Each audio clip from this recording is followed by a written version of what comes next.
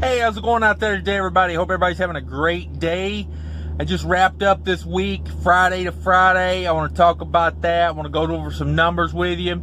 Real quick, before I get started, I want to say appreciate everybody joining the channel, subscribing, liking, doing all that fun stuff for me. I appreciate all that.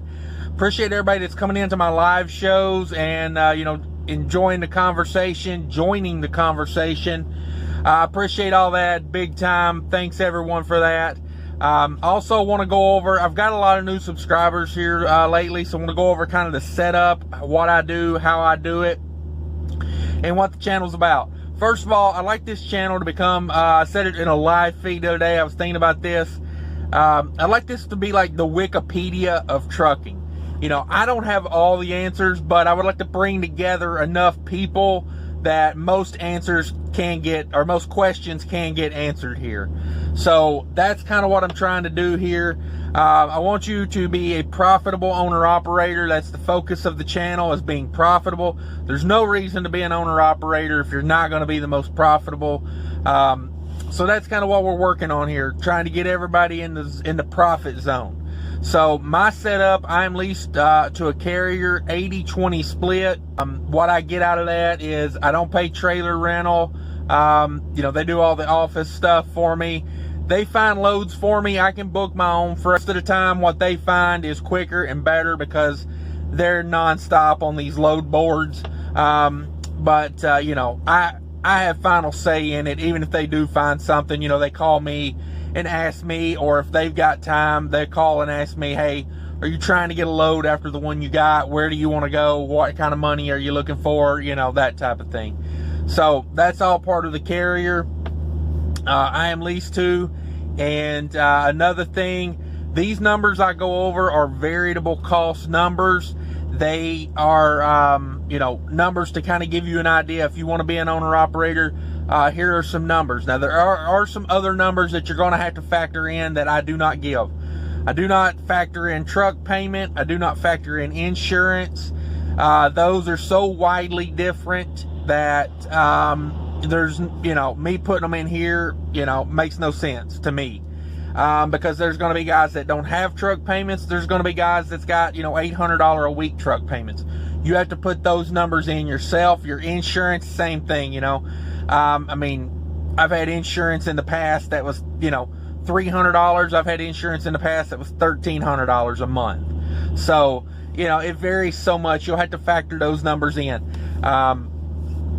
This channel should not be the end-all, be-all to you becoming an owner-operator. You should have other channels that you watch and you gain knowledge from. In my opinion, you put all that information together to give yourself, the best chance of success. And that is truly what, what most of the people around me and around this channel, like you see in the comments, the live feeds, we typically, we talk business, and there's not a whole lot of room for, don't want to be truthful about it, because I'll tell you right now, if my numbers didn't look right to somebody, I guarantee you, YouTube comments critique you on a level like you could not believe.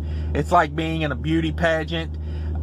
They will call you out for the least little thing. So, I try to make sure these numbers are 100% legitimate and looked over, because if I miss a number, I had something wrong, I would definitely get called out about it. So, that's what the channel's about. That's what we're trying to do here. I appreciate everybody coming in and joining. I really do. Now, with that being said, let's get down to some numbers. Before I do that real quick, sorry to psych you out there, but I want to go over one other thing real quick as well. Like I said, truck payments not included. Insurance is not included. There are other things. IFTA, I normally pay my IFTA at the pump. I typically I find it to be a better deal to buy fuel in Illinois and places like that. They typically have a higher IFTA, so I pay my IFTA at the pump. May not be what you need to do. If you need to learn more about IFTA, I did a video about it, I don't know, about a month ago. You can go check that out.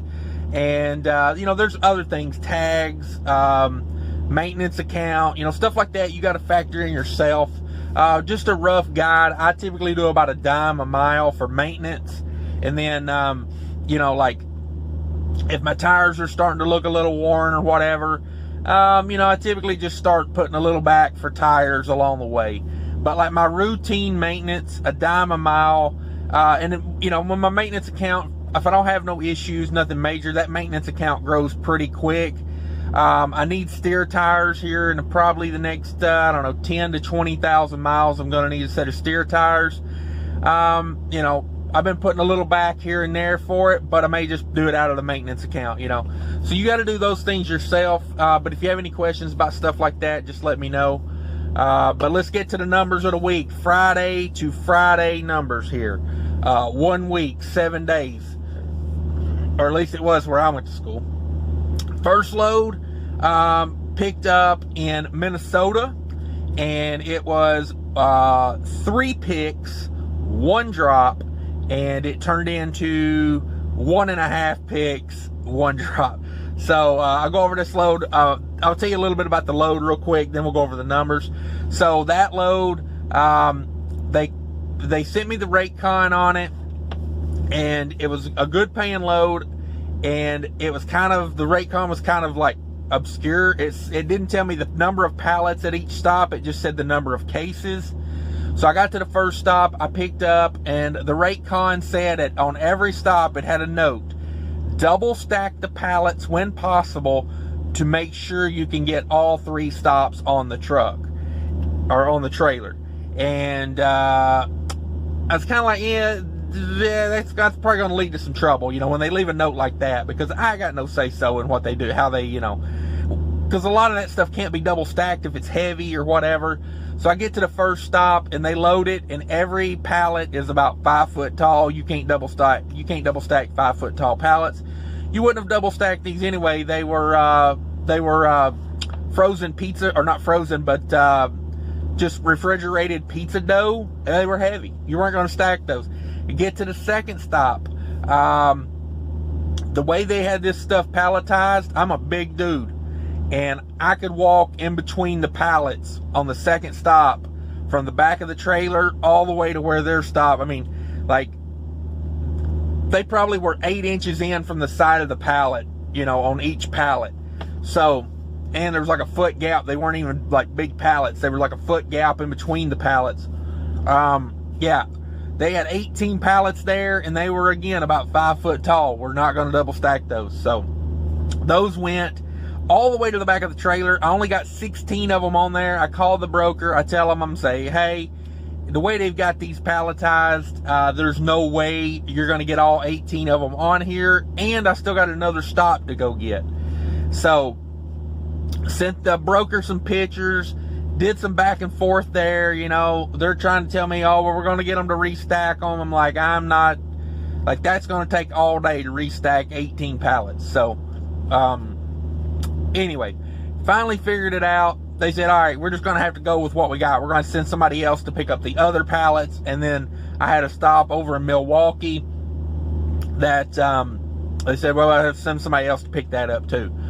I called the guy that I got the load from, and I said, I want full rate on that. Just because they took off a stop and it cut about 200 miles out of that load, I said, just because they did all that, I'm not accepting a dropped rate.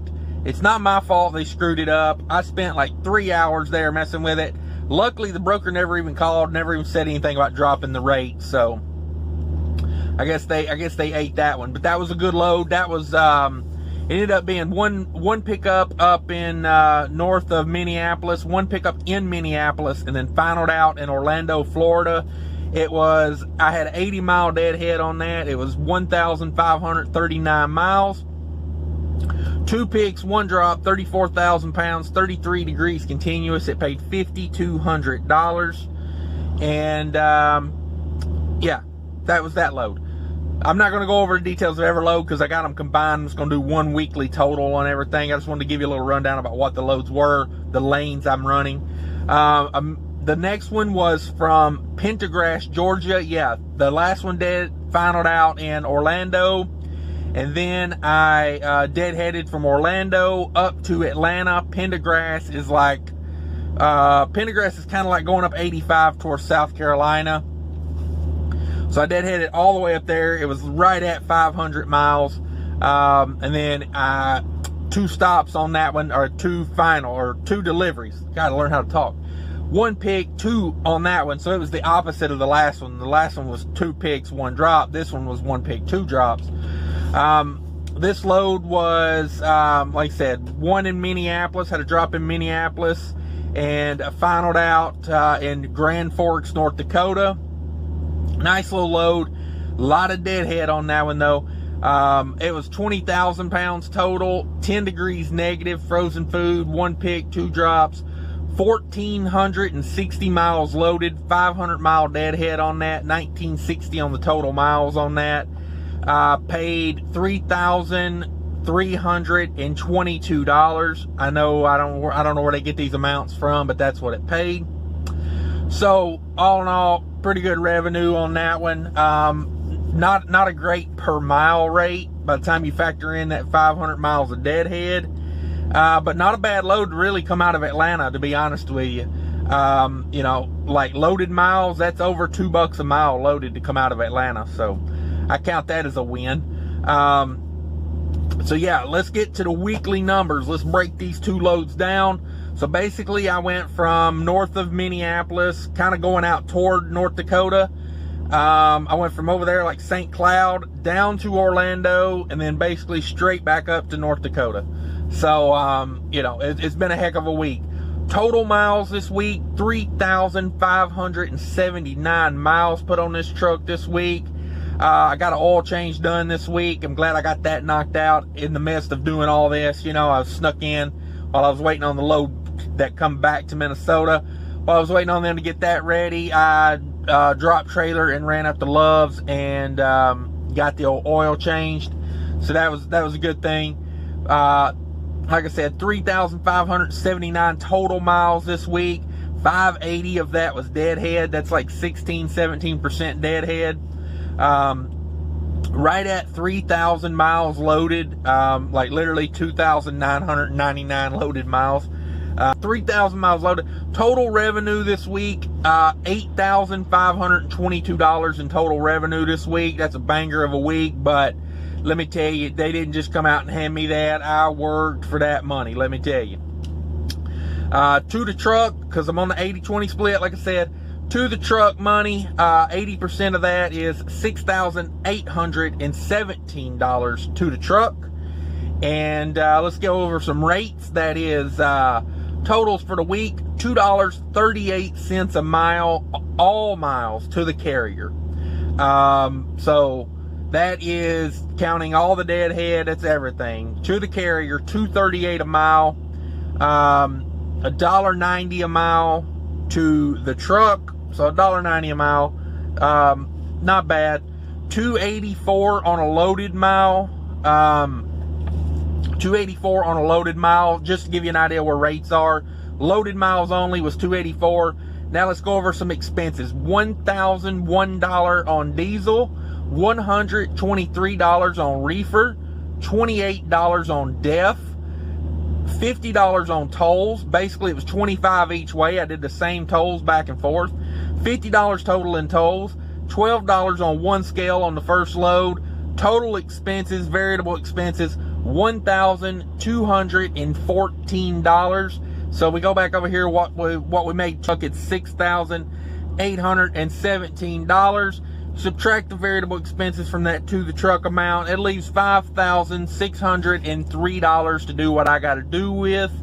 And that's a pretty darn good week. I had to run hard to make that, but you know, we got it done. I appreciate everybody watching the videos, and liking, sharing, subscribing. Be sure to check out the live feed. Set your notifications so you know when I go live. It's a pretty good time, you know. We just sit around and talk shop. Come in and check it out. Join the conversation. Let me know you came in. Things I want to talk about: mud flap out. Check that promo code. It's in the description. Get yourself $10 worth of free fuel. Gets me $10 worth of free fuel. Everybody wins. But until later, guys, take care of each other out there, and I appreciate it.